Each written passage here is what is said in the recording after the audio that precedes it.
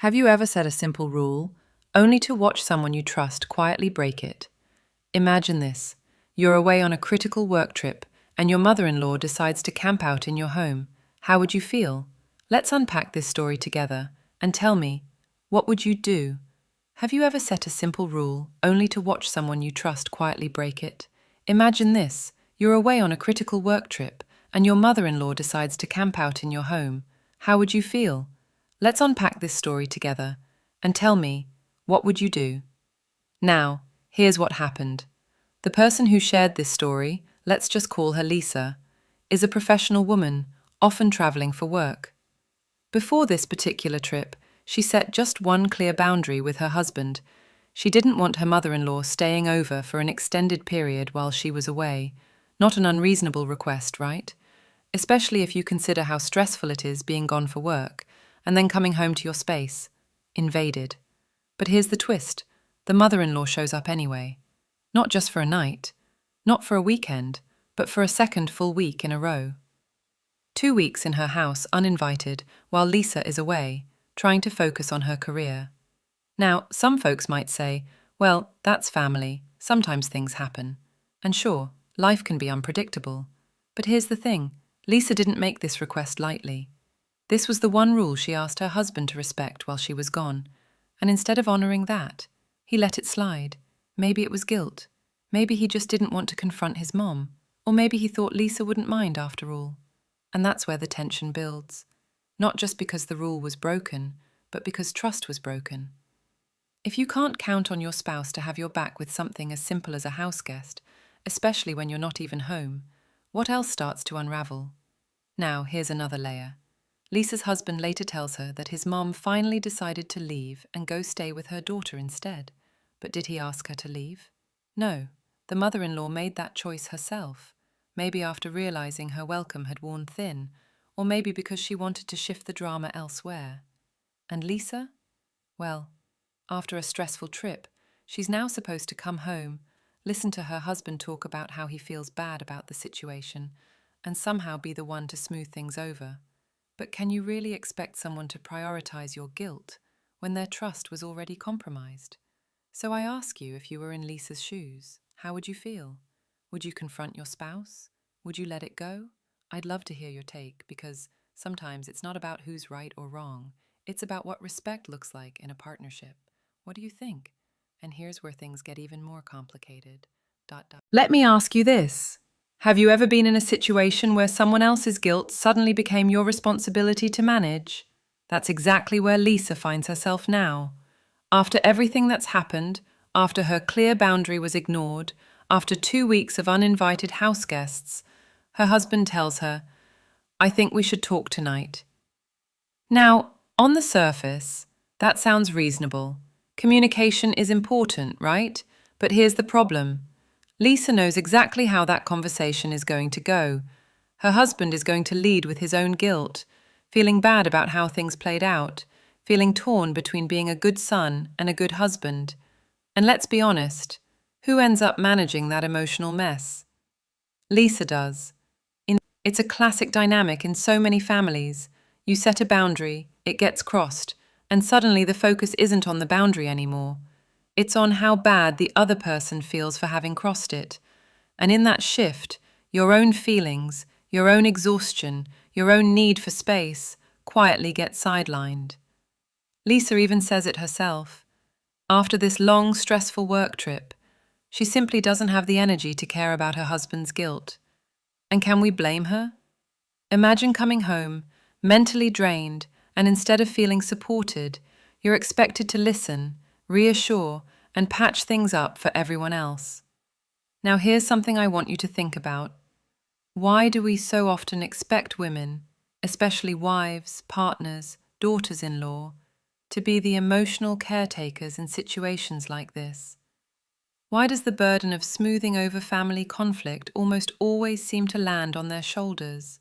It's a pattern I've seen again and again. A husband doesn't want to confront his mother, so he avoids the hard conversation and later leans on his wife for emotional comfort. Meanwhile, the wife is left dealing not just with the original problem, but also with the fallout from her husband's avoidance. And that, my friends, is exhausting. It chips away at trust, it creates resentment, and over time, it can erode the very foundation of the partnership. So, let me throw this back to you. Have you ever been in Lisa's shoes? How do you handle it when someone you love expects you to manage their guilt? Do you speak up? Do you hold your ground? Or do you sometimes just go quiet? Because it's easier than having yet another draining conversation. I'd really love to hear your experiences, because I think a lot of us have been there, more than we care to admit. What would you do? Let me ask you another question. What happens to trust in a marriage when boundaries get ignored? Not once, but repeatedly. And more importantly, how do you rebuild that trust when the person you love doesn't seem to recognize the harm they've caused? That's exactly the place Lisa is sitting in right now. You see, it's not just about the mother-in-law overstaying her welcome. It's about what that choice, and her husband's response to it, really says to Lisa. She asked for one thing, one boundary, and instead of standing by her, her husband chose the path of least resistance. Maybe because of guilt, maybe because it was easier than having a hard conversation with his mum. But either way, the message was clear. Your comfort, your wishes, they're not my priority right now. Now, imagine how that must feel. When the person who's supposed to be your partner, your teammate, chooses to avoid conflict instead of having your back. When that happens, little cracks start to form. Not loud, dramatic arguments, just quiet, lingering questions. Can I really count on you? Will you stand up for me when it matters? And here's the tricky part. Once that trust starts to erode, it's hard to patch up with just one conversation. Especially when, like in Lisa's case, the husband's first instinct is to focus on his guilt rather than on the impact his actions had on his wife. Now, I want to be fair here. It's not that her husband is some terrible person. Honestly, this is a dynamic I've seen play out in a lot of relationships, where one partner gets caught in the middle of family loyalty and marital loyalty. It's messy, it's human, but it's also something that has to be faced, not brushed aside with a sorry and a hope that things will go back to normal. Because here's the truth, if those hard conversations don't happen, if accountability isn't taken, then that trust doesn't just magically repair itself. It festers, it builds resentment, and over time, even small issues can feel like big betrayals. So that brings us to the real heart of this story. Not just mother-in-law problems, but something deeper. What do we do when a pattern of avoidance starts to wear down the foundation of a relationship? If you were in Lisa's shoes, what would rebuilding trust look like for you? Would it be an honest conversation, a sincere apology, backed by changed behavior? Or is there a point where too much damage has been done? I'd really like to know, because this is something so many couples wrestle with, often in silence. What does rebuilding trust look like in your world? Here's another angle to think about. When trust starts to erode in a relationship, like we talked about just now, who carries the weight of repairing it? Is it a shared effort? Or does one partner end up doing the heavy lifting, emotionally, mentally, even physically? That's something I keep coming back to in Lisa's story. Right now, she's the one who's exhausted, from the work trip, from the stress, from having her boundaries ignored. She didn't create this problem, but now she's the one who's expected to process it. And her husband? Well, yes, he feels guilty. But is guilt enough? Or does it sometimes become a way to shift the emotional burden onto someone else? Let me explain what I mean by that. Guilt, on the surface, looks like accountability, but often it actually serves a different function. It seeks comfort. The person feeling guilty wants to be forgiven, so they can feel better about themselves. And that puts pressure on the other person, in this case Lisa, to offer that comfort, even though she's the one who was wronged. It's a subtle but powerful dynamic, one that plays out in so many relationships, especially when family loyalty gets involved. Instead of focusing on how to prevent this from happening again, the focus shifts to soothing the hurt feelings of the person who let it happen in the first place. And here's the risk. If that cycle keeps repeating, the partner on the receiving end, the Lisa in this story, starts to lose their voice. They stop speaking up because they know they'll be asked to move on for the sake of harmony. But here's the thing, silence doesn't mean healing. It means simmering frustration. it means unmet needs, and over time it can mean distance in the relationship. So this raises another tough but important question. When you're in Lisa's shoes, how much emotional labor is too much? Where do you draw the line between being compassionate and protecting your own well-being? Because I think a lot of us, especially those of us who grew up valuing harmony and keeping the peace, struggle with this. We want to be understanding, we want to be fair, but sometimes, in doing that, we put our own feelings last. And that's not sustainable, not in a marriage, not in any relationship. So, what about you?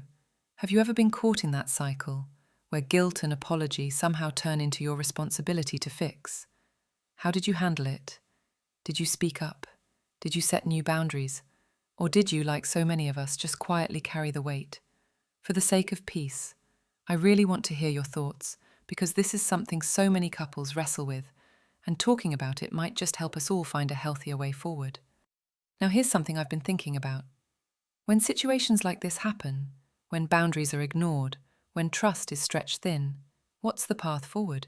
Because here's the reality. Relationships aren't perfect. People make mistakes. Sometimes they disappoint us, even the people we love most.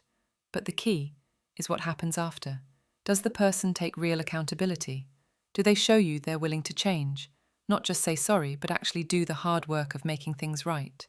Or do they fall into old patterns, letting guilt take over, hoping you'll be the one to smooth it all out again? For Lisa, and maybe for some of you listening, this situation has put her at a crossroads. She's tired, she's frustrated, and now she's faced with a choice.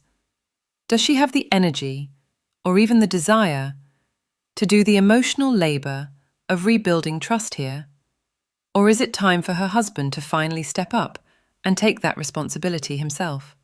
Because let's be honest, in any relationship, trust isn't a one-way street.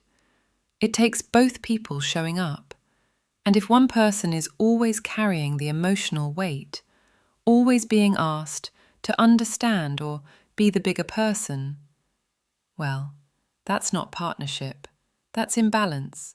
And when imbalance lingers too long, it changes things. It changes how safe you feel with someone. It changes how close you feel. And in time, it can even change whether you still see a future together. I know that sounds heavy, but sometimes we need to face that truth. Because pretending everything's fine doesn't make it fine. So, what happens next for Lisa? Honestly, that's up to her and her husband. Will they have the honest conversations they need? Will her husband step up and take ownership, real ownership, not just guilt? I hope so. I think a lot of us listening hope so. Because at the end of the day, every relationship deserves respect, honesty, and balance.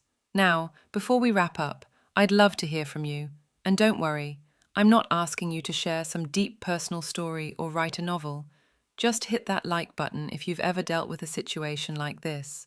Or drop a quick comment, even just a cur or flap a shooth, if this episode hit home for you today. That's it, super simple. And of course, if you enjoyed this, don't forget to follow the podcast. We've got plenty more real-life stories like this coming soon. All right, take care out there, and remember, your boundaries matter, your voice matters, and in any relationship, you matter.